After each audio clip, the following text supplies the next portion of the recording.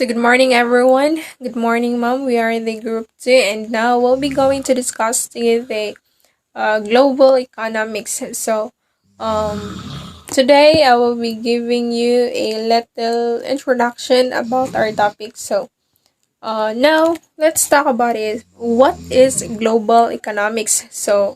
Global economics is the spread of trade, transportation, and communication systems on a global scale in the interest of promoting international commerce. When we say or when we talk about global economics, we have two types of economies that we have to understand first. So, we have protectionism and trade liberalization. So, when we say protectionism, it is protecting one's economy from foreign competition by creating trade barriers. This talks about a country in which where they are very strict.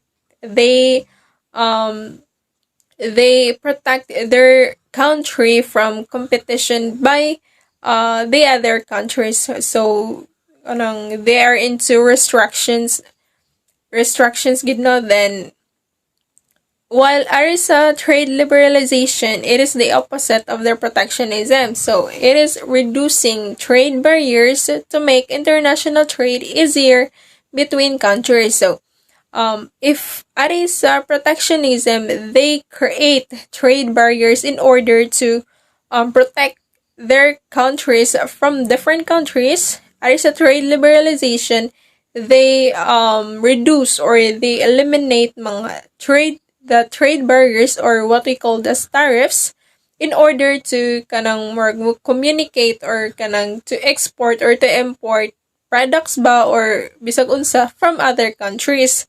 So um I will be not going to uh discuss further since na discuss na ni siya. So let's proceed. So there are various ways a country can make trade easier with another country. So we have free trade, trade block, and outsourcing. So free trade is a trading of goods and services between two or more countries without tariffs or taxes. So there are many ways in order to export or import a product to other countries or from other countries without tariffs or kanang any taxes. So I will not kanang discuss further since kung ano man ta na niya magna-discuss na sad ni siya. So let's proceed to the trade block. So this is for me it's quite unfamiliar, so I will give you our example by nga na. So first, let's talk about its explanation. Trade block is an agreement made between the government to reduce or eliminate trade barriers. So parehas ra gid siya no, free trade, trade block nga na. So when we say I'll give you an example about this trade block. So katong organization nga NAFTA. So NAFTA is the North American Free Trade Agreement. So why did I choose NAFTA as a best example about trade block? Because first I'll be going to recap about NAFTA. So NAFTA has three common members, which is the US, the Mexico, and the Canada. It has originally two members, but then Mexico joined them. So NAFTA exists because of the imports or exportation of the three countries. So why did I make it as an example? Because it's, as I've read the kanang about the organization NAFTA, its kanang purpose is to reduce or to eliminate the barriers katong tariffs, all about kanang protectionism. Ilahang eliminate in order to export or to export some products around North American countries. So that's why more fit siya sa trade block. So next we have outsourcing. So outsourcing is manufacturing jobs to transfer from developed nations to developing nation. So it is to reduce the cost of products. So if ingon tag tariffs, like for example, a ball pen. So if we have counter A and also have counter B, so if ang ball pen gikan sa counter A, it costs 5 pesos, then ang counter B, they have a tariffs of 5 pesos pod. So if ang kaning ball pen maadto sa counter B, so it will already cost a 10 pesos because of the original price and it's also the tariff. So ari tag outsourcing. So instead of instead of exporting the product from country A, so the manufacturing itself will be outsourced to the country B. So that means that there will be no more tariffs because instead of the product, ang manufacturer naman mo adto sa country B. So adto naman himuon ang product. So there will be no more tariffs.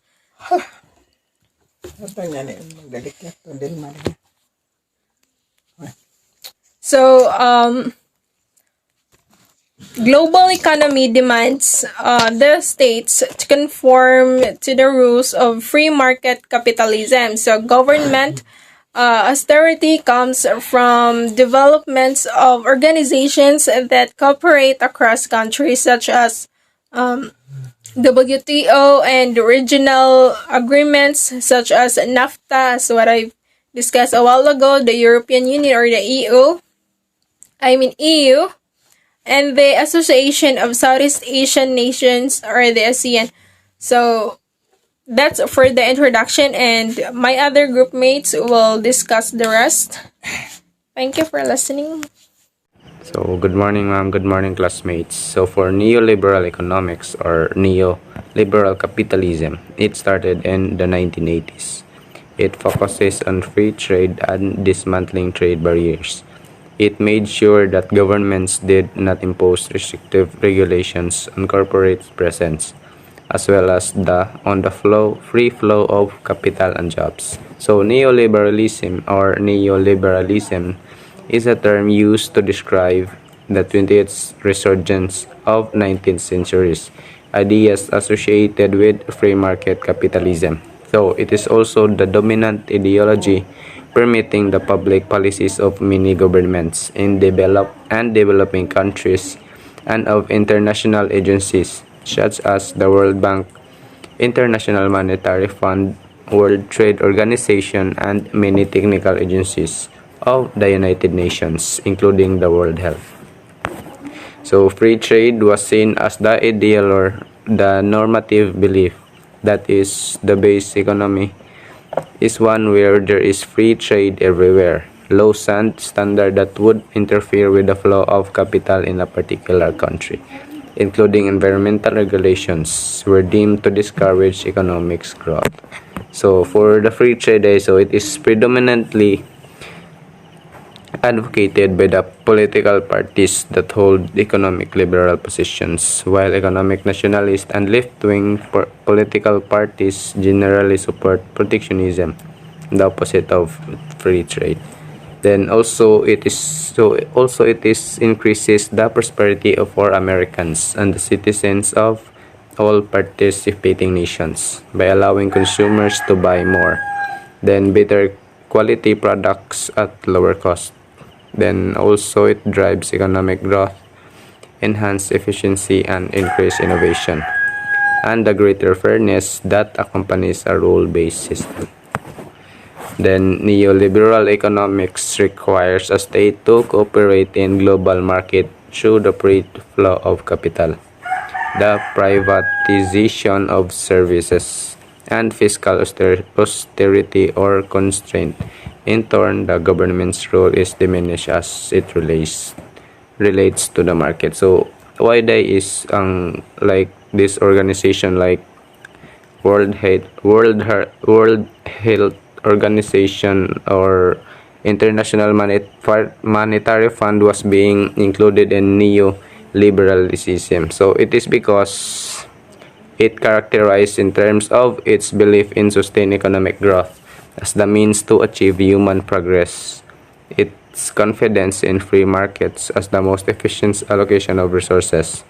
It emphasis on minimal state intervention in all economic and social affairs and its commitment. Then for the last is neoliberal economics is seen as a threat in general because a state cannot protect its own economic interest as a sovereign state. So that's all. Thank you. Good morning, ma'am. Good morning, classmates. So, as the continuation of the report, so a specific example to expand global economics is the use of IMF and the World Bank in forcing government reforms in poorer country. So,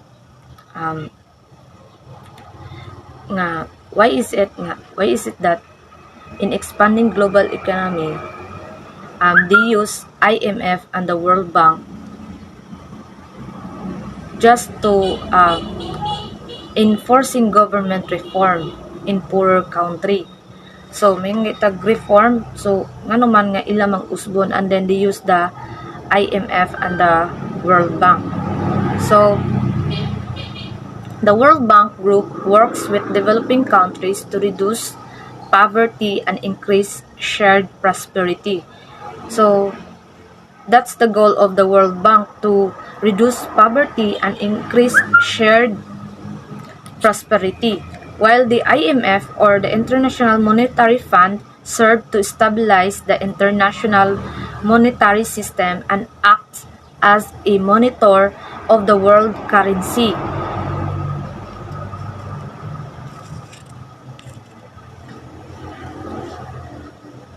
So, in addition, the regional economic development efforts focus on expanding free trade and market liberation. So, focus on expanding free trade and market liberation. So, una ilang focus. So, by the way, what is regional economy? So, regional economy is the just, fair, transparent, accessible, and moderate economic system and range of economic activity in a regional area of a country. A regional economy has a map system, development plan, and is expanding to meet the requirements of the region. So when we say development, it is the process of developing or being developed. So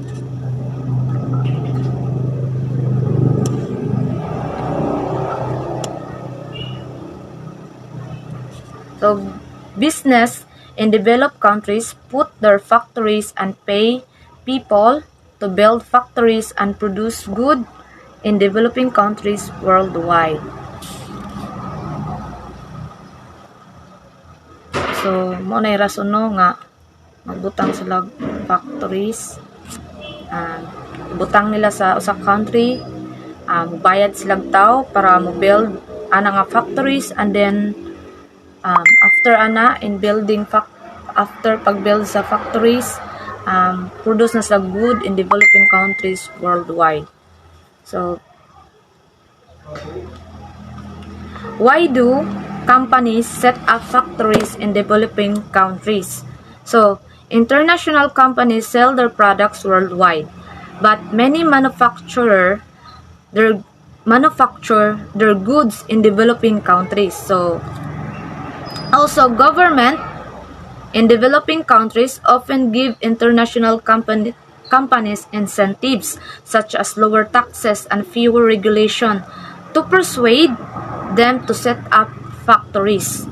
So, China is the largest manufacturer in the world, but the benefits for companies and the Chinese economy are often accompanied with land degradation, pollution, and poor labor practice. So, ang China, ang ilang gibuild nga factories, ang ilang mga product nga gimake, sometimes naay siya negative effect sa environment. So, the outcome, since they have already the product, this corporation will sell the product in developing countries.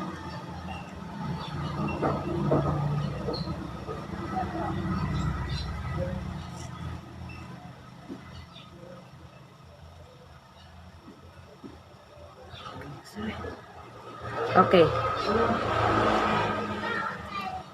Sorry. Greece. Okay. Greece is one example that explains how neoliberal economics can threaten the sovereignty of the state.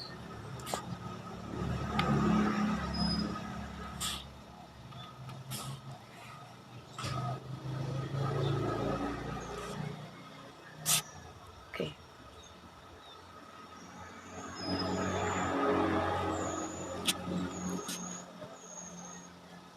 Okay. It began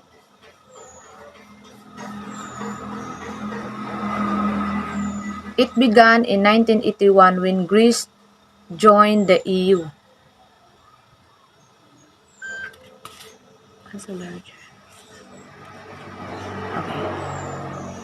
As a larger alliance, the EU broke down the barriers among its member states, including Greece, like passport, visa, license plate. So visa na siya, license plates, kuwangan og S.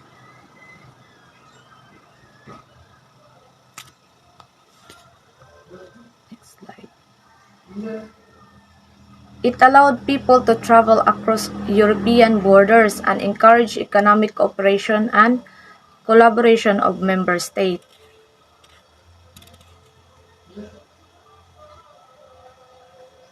So, 20 years later, Greece adopted the euro as its own currency and got rid the drachma. So, what is drachma? Drachma is a former monetary unit of Greece, notionally equal to 100 lepta, replaced in 2002 by the euro. Okay, by the euro. So, na example diha picture mo na siya drachma. So, the government of Greece borrowed monetary for infrastructure improvements. So, here's the reason nga nangulam sila kwarta for infrastructure improvements, largely linked to their hosting of the 2004 Olympics. So, during that time sa katong Olympic Games nga giheld sa ila year 2004, mo nay rason nga nangutang sila kwarta. This put Greece in a large debt. In 2007 and 2008, the worldwide financial crisis made Greece economy to collapse. So ang resulta, ang ilang economy is ni collapse ilang economy. So that's all. Okay, so I'll just continue the discussion of Ate Lendl about global economics. So aside from high debt that burdened the government, Greece had severe of its employees struggling with pensions. Tax revenues were lower, and as a result, they could not pay their debts back. So because of the expansions of free trade and market liberalizations, Greece got affected. So we can see how one nation can affect the global economy, and we cannot work together if there's a problem in one specific nation because we are all interconnected. In 2009, their credit rating dropped, which made it harder for them to pay back their debt. This led to a series of austerity packages in Greece, which meant that there was less government spending. So because their tax revenues were lower and they are struggling to their pensions, nisamot jud og kalisod ang ilahang situation adto, to be specific, Greece country. And ang ilahang government kay nagdaginot na og spend tungod kay para stable ang ilahang situation adto. Mao ni ang mahitabo if mo effect na ang global economic issues. After that, IMF bailed them out from the crisis in exchange for more austerity. In conclusion, economic crisis can force government to subscribe to the terms and conditions of the global financial market and of other nations that can help them regain economic stability. So, the International Monetary Fund, gipiyansaan sila o gitabangan sila nga para ma-regain ang ilang economic stability in which need sila mo subscribe sa terms and conditions sa lain nga country. So, this defined that global economy can change one country and influence other countries. That's all. Thank you.